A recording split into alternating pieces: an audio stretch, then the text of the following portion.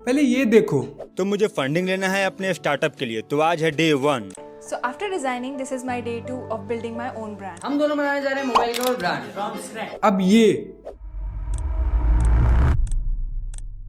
बस यही होता है, शुरुआत सबकी स्ट्रांग होती है पर कहानी वहीं रुक जाती है जहां प्रॉब्लम्स दिखने शुरू हो जाते हैं। तो मैं इस वीडियो में शेयर करूंगा 3 सबसे इंपॉर्टेंट रीजंस जो खुद फाउंडर्स एंड को फाउंडर्स ने बताए हैं, not my opinion, the real raw truths.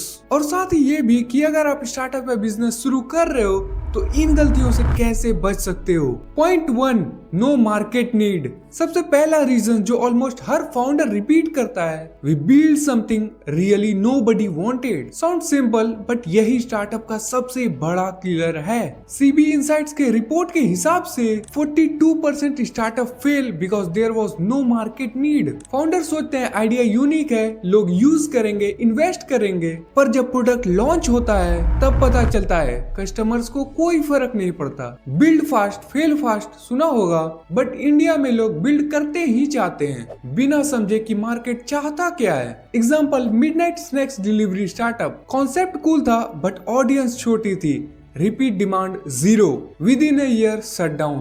बाद में फाउंडर्स ने बोला We love the idea but customers didn't। यानी प्रोडक्ट से ज्यादा इंपॉर्टेंट है प्रॉब्लम का एग्जिस्टेंस। प्रॉब्लम रियल नहीं है तो प्रोडक्ट चाहे कितना भी यूनिक हो, स्टार्टअप नहीं चलेगा। सो अगर आप स्टार्टअप का प्लान कर रहे हो, अपने आप से एक ऑनेस्ट क्वेश्चन पूछो, क्या लोग इस प्रॉब्लम के लिए पैसे देने को रेडी हैं? अगर आंसर अनक्लियर है, रुक जाओ। और जब प्रोडक्ट मार्केट फिट मिल भी जाए तो नेक्स्ट चैलेंज होता है execution. Point 2, wrong team and weak execution. Second most common reasons founder accept, हमारी टीम सही नहीं थी। स्टार्टअप मैराथन है, स्प्रिंट नहीं। और एग्जीक्यूशन के लिए टीम बैकबोन होती है। बहुत फाउंडर्स एक ही स्किल सेट वाले लोग को हायर कर लेते हैं, ऑल टेक और ऑल मार्केटिंग। फिर जब टफ टाइम आता है बैलेंस ही नहीं होता। Founders like Bhavesh Aggarwal from Ola and Deepinder Goyal from Zomato बार बार एक ही बात बोलते हैं, टीम मेक्स और ब्रेक्स अ स्टार्टअप। एक एक्स फाउंडर ने इंटरव्यू में बोला,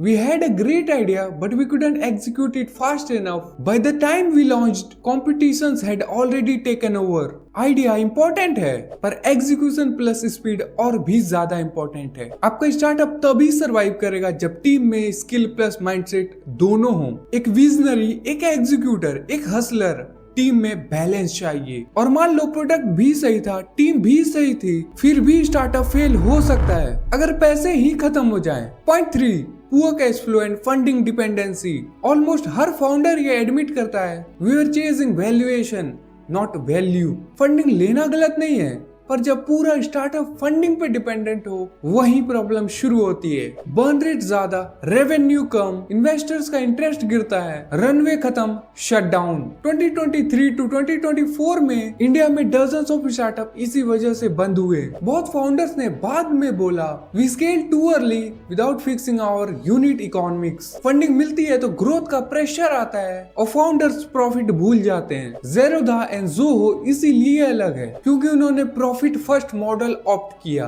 बिना इन्वेस्टर्स के सस्टेनेबल ग्रोथ की। So rule simple, grow slow but grow strong. तो ये थे 3 मोस्ट इंपॉर्टेंट रीजंस जो फील्ड स्टार्टअप्स के फाउंडर खुद एक्सेप्ट करते हैं। No real market need, wrong team and weak execution, poor cash flow and funding dependency. अगर आप इन 3 पॉइंट्स को जेन्युइनली समझ गए तो आप ऑलरेडी 99% फाउंडर से अलग सोच रहे हो। स्टार्टअप बनाना इजी नहीं, पर सक्सेसफुल स्टार्टअप बनाना सिर्फ लक नहीं, क्लैरिटी प्लस डिसिप्लिन का गेम है। अगले वीडियो में मैं शेयर करूंगा एक रियल केस स्टडी, एक इंडियन स्टार्टअप की जिसने बूटस्ट्रैप्ड होकर भी प्रॉफिट बनाया बिना किसी इन्वेस्टर के। अगर आपको ये वीडियो यूजफुल लगा तो लाइक करो और सब्सक्राइब करो। यहाँ मिलेगा स्टार्टअप का रियल ऑनेस्ट कंटेंट, बिना हाइप, बिना बकवास।